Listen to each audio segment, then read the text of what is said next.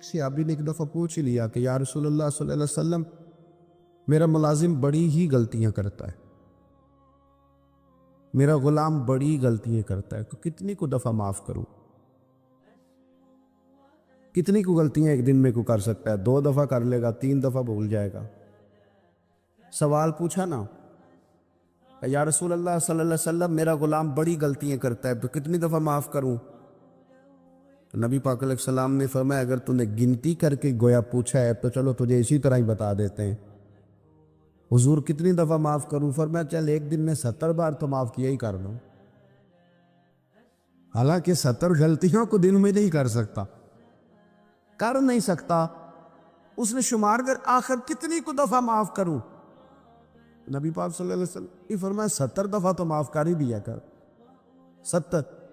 حضرت ابو مسعود رضی اللہ تعالیٰ عنہ فرماتے مجھے کسی بات پہ غصہ تھا اور میں اپنے غلام کو مار رہا تھا، پیٹ رہا تھا، اور بار بار میں اس پر سختی کر رہا تھا۔ دور سے حضور نے دیکھا اور آوازیں دی۔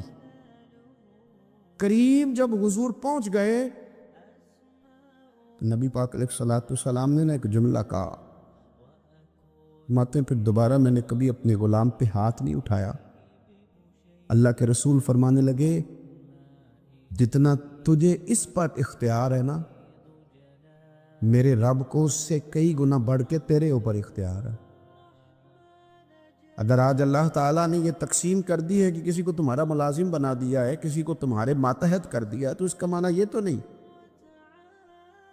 کہ تم اب اس سے پیار کرنا چھوڑ دو، اس پر شفقت کرنا چھوڑ دو۔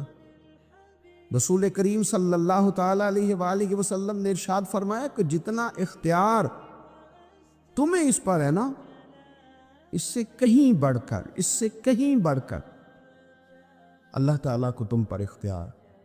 میرے ایک کلاس فیلو ہیں، تو وہ تقریر کر رہے تھے اور میں سن رہا تھا، تو مجھے بعد میں کہنے لگے آپ تبصرہ کریں میں نے کیسی تقریر کی ہے۔ یہ ہوتا ہے نا جی، بعض اوقات دوست بیٹھتے ہیں بے تکلف تو کئی دفعہ کچھ باتیں ایسی ایک دوسرے کے ساتھ کرتے ہیں، تو مجھے کہنے لگے آپ بتائیں کہ میں بات کر رہا تھا تو کیسی تھی؟ تو میں نے کہا جب آپ بات کر رہے تھے تو میں ڈر رہا تھا، مجھے لگ رہا تھا کہیں آپ لڑ نہ پڑیں۔ بھئی آپ اطمینان سے بات کریں، آپ تسلی سے بات کریں، آپ خندہ پیشانی کے ساتھ بات کریں۔ میرے نبی پاک صلی اللہ تعالیٰ علیہ وسلم نے فرمایا، مسلم شریف کی حدیث ہے، حضور فرماتے ہیں نیکی کو کبھی چھوٹا نہیں سمجھنا، نیکی کو حقیر نہیں سمجھنا، کچھ نہ ہو سکے تو اپنے بھائی سے مسکرا کے بات ہی کر لیا کرو، بات کرو تو تمہارے لہجے میں ترش روئی نہ ہو۔ بعض اوقات آپ تلخ بات کرتے ہیں، آپ کا لہجہ تلخ ہوتا ہے تو آپ کی صحیح بات بھی قبول نہیں کی جاتی، لیکن اگر آپ کے لہجے میں مسکراہٹ ہو، آپ کے لہجے کے اندر خوبصورتی ہو، تو آپ کے اپنے بھی آپ کے بیگانے بھی سب کے سب آپ کی بات کو تسلی کے ساتھ سمجھنا وہ گوارا کریں گے۔ اسی طریقے سے ہمارا دل کرتا ہے کہ لوگ ہماری بات سنیں، ہمارے گرویدہ ہوں، ہم جو پیغام دینا چاہتے ہیں وہ پیغام لوگ اچھے طریقے سے قبول کریں، اس پر لوگوں کی توجہ زیادہ ہو، یہ ہمارا شوق ہوتا ہے۔ اور دنیا میں اب تو فیمس ہونے کا شوق بڑا بڑھ گیا ہے، اب تو لوگوں کو نا شاید لوگ مقبولیت اسی کا نام لیتے ہیں کہ میرے اتنے لائکس ہیں، اتنے فالور ہیں، اتنے سارے لوگ ہیں تو شاید میں بڑا مقبول ہوں۔ یاد رکھنا، قابلیت سے زیادہ قبولیت ضروری ہوتی ہے۔ فالور کیا کریں گے اگر رب بھی راضی نہ ہوا تو؟ لائکس کیا کریں گے؟ اگر تو قبول ہو جائے تو پھر چلو کسی لائکس کا بھی فائدہ ہے، کسی فالور کا بھی، اور اگر قبول نہ ہو تو پھر کوئی فائدہ جنوں پریتم اپنا آنکھ ہی نہ او اجے سہاگن ہوئی نہیں۔ تو جب وہ قبول کر لے پھر تو بڑی بات ہے، اور اگر قبولیت نہ ہو تو پھر بڑے بڑے مجمع بھی کوئی فائدہ نہیں دیتے۔ ہماری خواہش ہوتی ہے کہ لوگ ہمیں جانیں، لوگ ہمیں پہچانیں، ہمارا بڑا نام ہو، ہمارا بڑا ذکر ہو، ہمارے بڑے تذکرے ہوں۔ تو میرے نبی پاک صلی اللہ تعالیٰ علیہ وسلم نے ارشاد فرمایا، حضرت ابو ہریرہ رضی اللہ تعالیٰ عنہ روایت کرتے ہیں، حضور فرمانے لگے، تم مال کے ذریعے لوگوں کو اپنا گرویدہ نہیں بنا سکتے، پیسے دے کے لوگوں کو پیچھے نہیں لگا سکتے، کتنے کو دو گے؟ دیکھیں نا، پیسوں سے تو بندے کا لالچ شروع ہو جاتا ہے، ایک دفعہ دے، پھر دوسری دفعہ دے، پھر تیسری دفعہ دے، روز دیں گے تو بندہ راضی ہوگا، اور اگر آپ نے 99 دفعہ دیا، ایک دفعہ نہیں دیا تو وہ ناراض ہو جاتا ہے، تو کتنا کو لالچ پورا کریں گے؟ تو حبیب پاک علیہ الصلوۃ والسلام فرمانے لگے، تم پیسے دے کے لوگوں کو اپنا گرویدہ نہیں کر سکتے، ہاں خندہ پیشانی سے، حسن اخلاق سے ملو گے تو لوگ تمہارے گرویدہ ہو جائیں گے۔ تمہارا اخلاق، تمہاری خندہ پیشانی، تمہارا اچھا کردار، یہ لوگوں کو گرویدہ کر سکتا ہے۔ مال و دولت سے لوگ گرویدہ نہیں ہوتے۔ تو ہمارا وہ جو روزمرہ کا لوگوں کے ساتھ تعلق ہے، لب و لہجہ ہے، میں نے دیکھا ہے بہت سارے لوگ ایسے ہیں جن کے ساتھ لوگ آنا جانا، ملنا بیٹھنا آہستہ آہستہ چھوڑ دیتے ہیں، اور وہ کس لیے چھوڑ دیتے ہیں؟ وہ ان کے رویے کی وجہ سے چھوڑ دیتے ہیں، ان کے انداز فکر کی وجہ سے چھوڑ دیتے ہیں، ان کے شکووں کی وجہ سے چھوڑ دیتے ہیں۔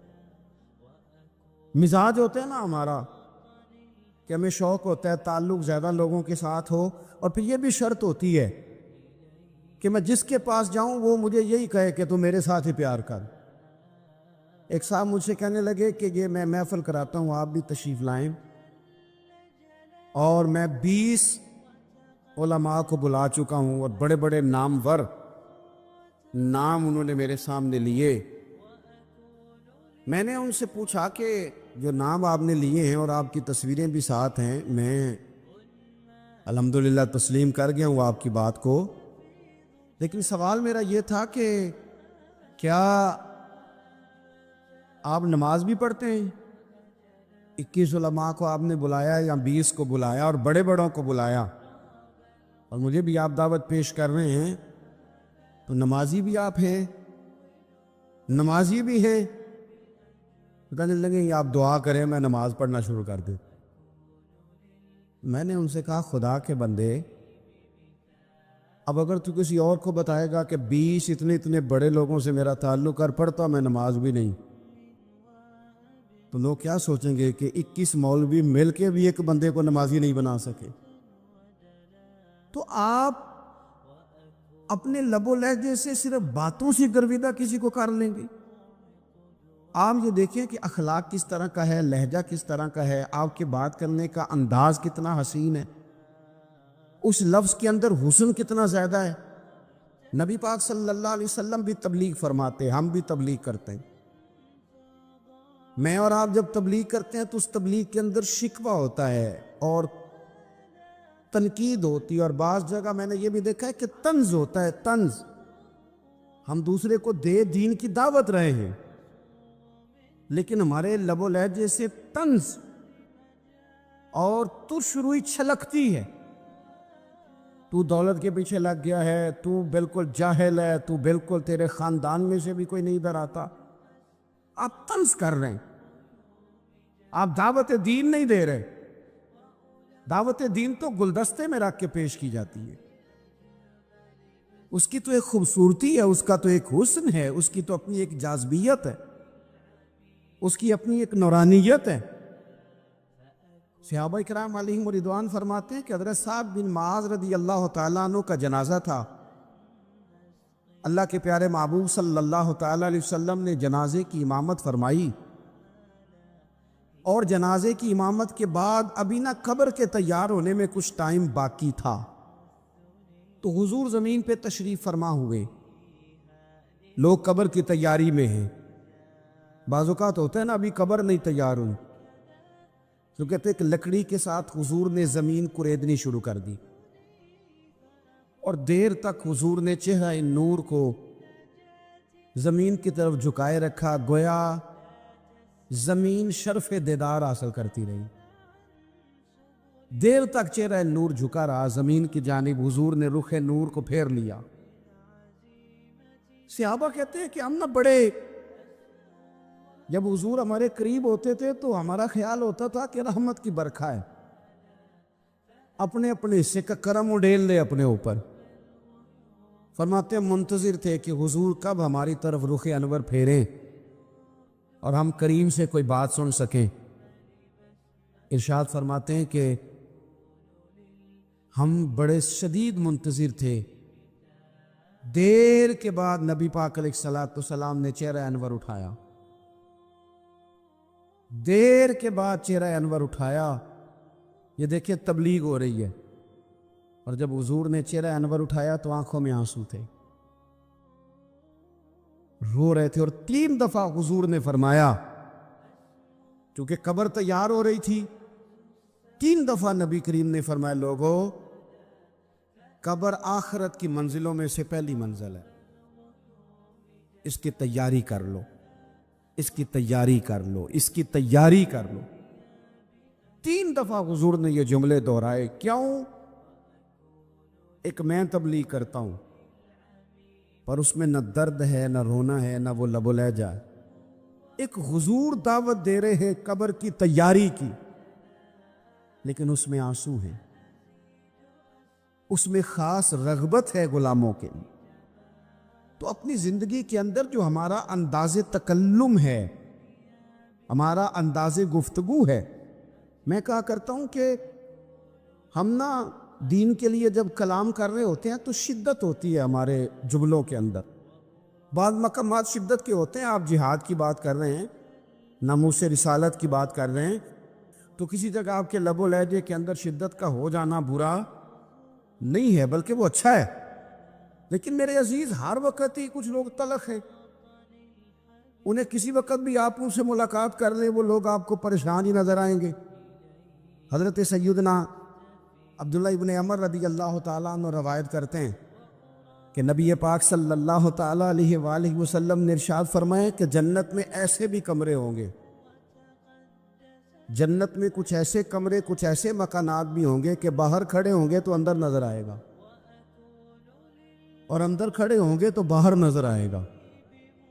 یعنی ایک تو تم آئینے لگاتے ہو نا، وہ دیواریں اتنی شفاف ہوں گی کہ اندر باہر سے ان کا حسن دکھائی دے گا۔ حضرت سیدنا مالک اشعری رضی اللہ تعالیٰ عنہ بیٹھے تھے، کہتے ہیں میں نے فوراً عرض کی حضور وہ ملیں گے کس کو؟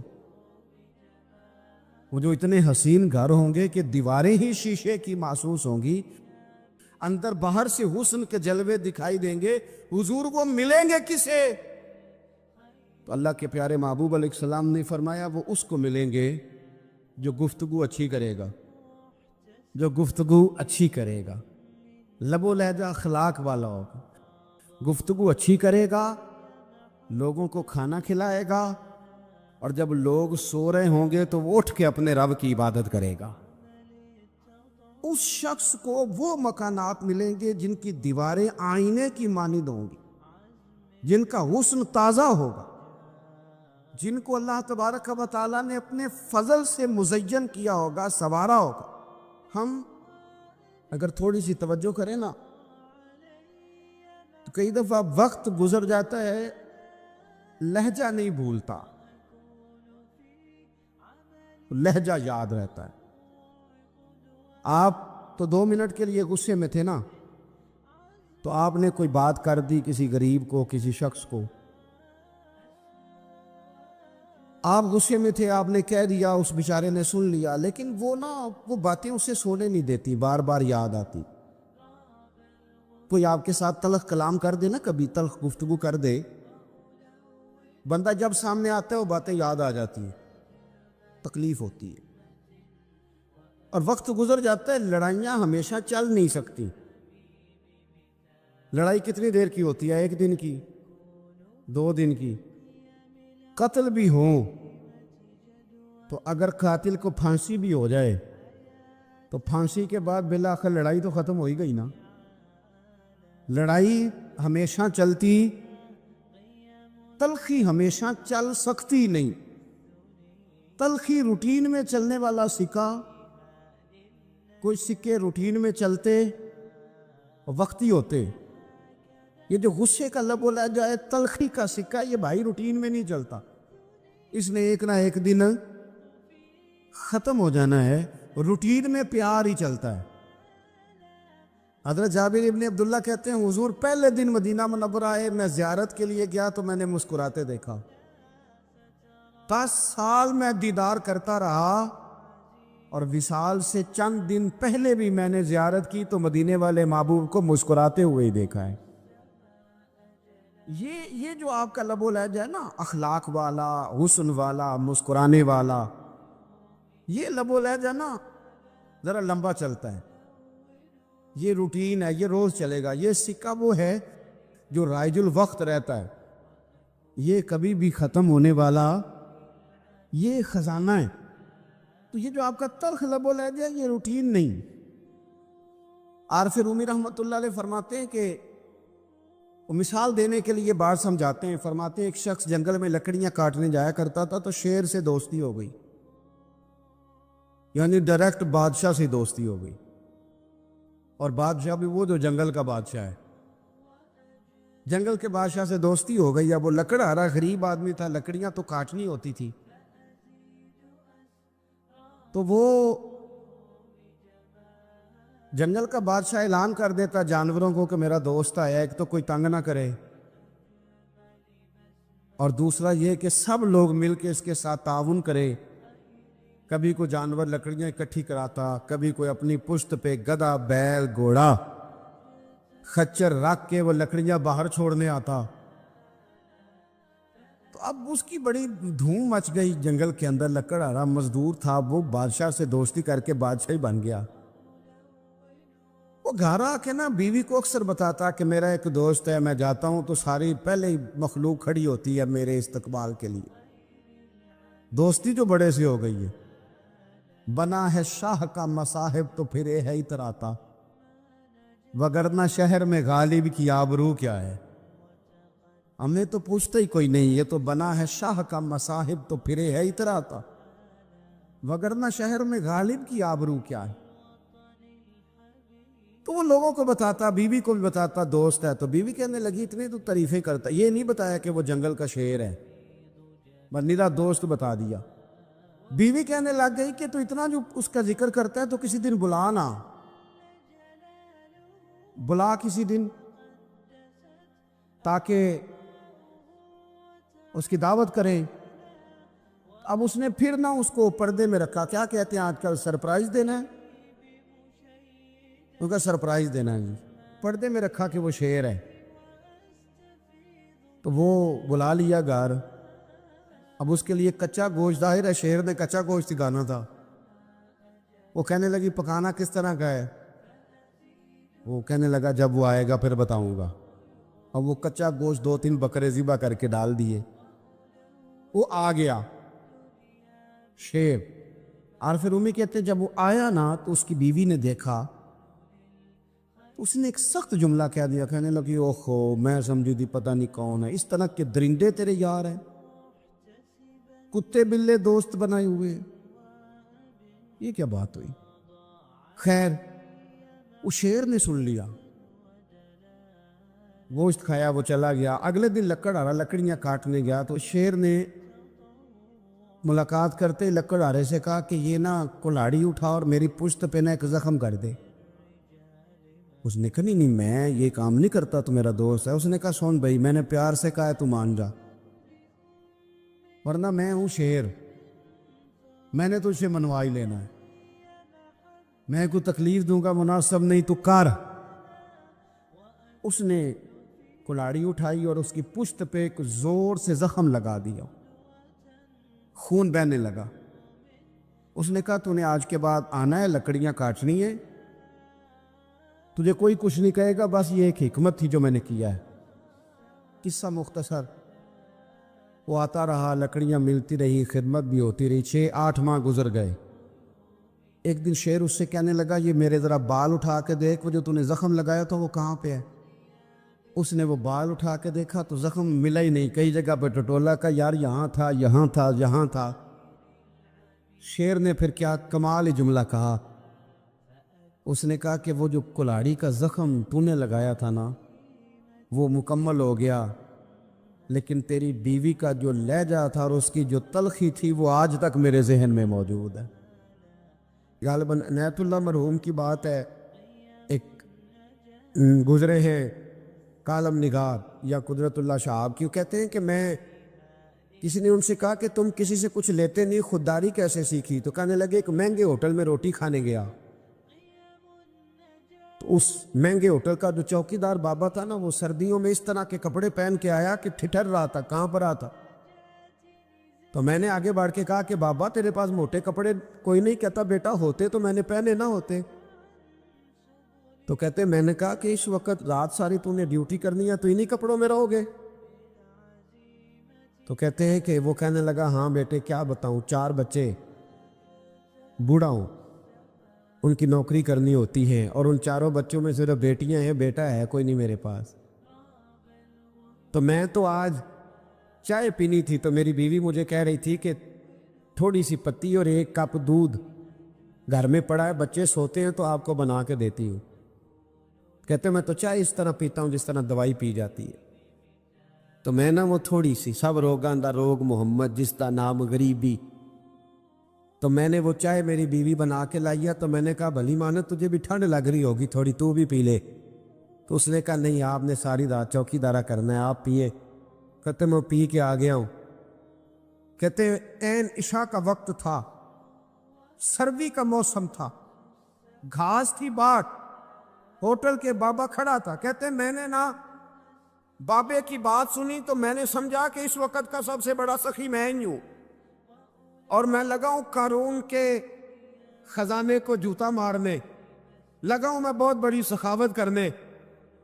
کہتے میں نے جیب میں ہاتھ ڈالا اور 5 آنے نکال کے بابے کو دیے۔ میں نے کہا بابا لے جاؤ، اکٹھی چینی لے جاؤ، اور 5 آنے کا بڑا کچھ آیا کرتا تھا اس زمانے میں، اکٹھی چینی اور پتی لے جاؤ اور گھر میں چائے پیو۔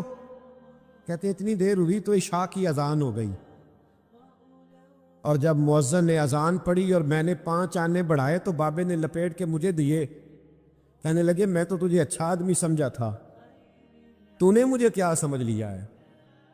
میں نے اچھا سمجھ کے دکھڑا سنایا اور تو مجھے کیا سمجھ بیٹھا؟ یہ آرزو کرم اور میں آپ سے کروں؟ یہ بھیک اس کو دیجیے جس کا خدا نہ ہو، یہ بھیک اس کو دیجیے جس کا خدا نہ ہو۔ کہا جا رکھ اپنے پیسے۔ اور کہتے ہیں پھر میں نے اس بابے کو دیکھا، اس نے جوتے اتارے اور ٹھنڈی گھاس پہ اس نے اللہ اکبر کہہ کے نماز کی نیت باندھی، اور کہتے ہیں جب وہ سجدے میں گیا تو میں محو حیرت تھا، اور جب بابا اتحیات پہ بیٹھا تو میں رو رہا تھا۔ میرا دوست کہنے لگا کیا ہوا؟ میں نے کہا آج مجھے سمجھ میں آیا ہے، ایاک نعبد و ایاک نستعین، آج بات سمجھ میں آئی ہے، آج سمجھ میں ایاک نعبد و ایاک، یہ آج مسئلہ سمجھ میں آیا ہے۔ کہتے ہیں اس بزرگ نے سلام پھیرا اور کہنے لگا تو ابھی گیا نہیں؟ میں نے کہا بابا میں تیرے جلوے دیکھ رہا ہوں، میرا تحفہ قبول کیوں نہیں کیا؟ تو کہتے ہیں بابا رو پڑا۔ کہنے لگا بیٹا اگر 5 آنے مانگ کے کھانے ہوتے تو میں رات کو سردیوں میں مزدوریاں نہ کرتا، اپنے پیسے گھر لے جا، میرا رب مجھے محنت کے ساتھ اتنا دیتا ہے کہ میں بیٹیاں بھی پال لیتا ہوں اور روٹی کھا کے سوتا ہوں، تو جب مجھے اللہ نے محتاج نہیں کیا تو میں محتاجی کیوں دکھاتا پھروں؟ کہتے ہیں میں ساری زندگی اس کو دعائیں دیتا رہا، خدارا خوددار بنو، خوددار بنو، خوددار بنو۔ اب تو ہماری ملت کا جوان، میں بڑا رونا روتا ہوں، یہ ملت کے جوان، او ملت کے دوستو، جوان بچے، جوان 24 سال کا خوبصورت جوان، طاقتور، بھائی تو کیا کام کرتا؟ کہتا میں کوئی کام نہیں کرتا۔ کیوں؟ کہتے 2 بھائی کرتے کیوں ہیں کام، وہ گئے ہوئے ہیں دونوں یورپ، تو میں ان کے پیسوں کا حساب کرتا ہوں پیچھے سے۔ تو اپنی عمر دیکھ، اور اگر پھر پوچھ لیں دہرا کے کہ تو کیا کرتا ہے تو کہتے ہو کاغذ جمع کرائے ہیں باہر جانے کے لیے۔ تو میں نے کہا باہر بعد میں چلے جانا، یہاں کوئی کام نہیں کرنے والا۔ ہمارے بزرگ تو مشورہ دیا کرتے تھے، دیس اپنے دیاں ولہ نالو تمبے کھادا دے کدی تمبا۔ سلطان بہو فرمایا کرتے تو تمبے کدی تربوز نہیں تھیندے، پاویں سہ منا گڑ پائیے، یہ میٹھا ہو سکتا؟ تو بزرگ کہتے ہیں دیس اپنے دیاں ولہ نالو تمبے لا لا کھائیے، ایمی غیر ملک دے باغاں اندر میوے کھان نہ جائیے، ادھر رہ، یہاں کام کوئی نہیں ملتا، یہاں کوئی ڈیوٹی نہیں، یہاں کوئی محنت نہیں، جدوجہد کر آگے بڑھ۔ میرے بھائی مانگے نہیں، سوال نہیں کرے، ہاتھ نہ پھیلائیں۔ نبی پاک کی پسند کیا ہے؟ سنو بخاری میں حضور نے فرمایا بھیک مانگنے والے مومن سے وہ مومن اچھا ہے۔ حضور اپنی امت کو مشقت میں نہیں ڈالتے، عزیز علیہ ما عنتم حریص علیکم بالمؤمنین رؤوف الرحیم، پر فرمایا بھیک مانگنے والے، ہاتھ پھیلانے والے مومن سے مجھے وہ والا مومن پسند ہے جو ایک رسی لے کے پہاڑ پہ چڑھ جائے اور پھر لکڑیاں اس رسی سے باندھ کر اپنی کمر پر اٹھائے اور بازار لے جا کر بیچے، خود بھی کھائے اور دوسروں کو بھی کھلائے۔ مجھے وہ مومن زیادہ اچھا لگتا ہے۔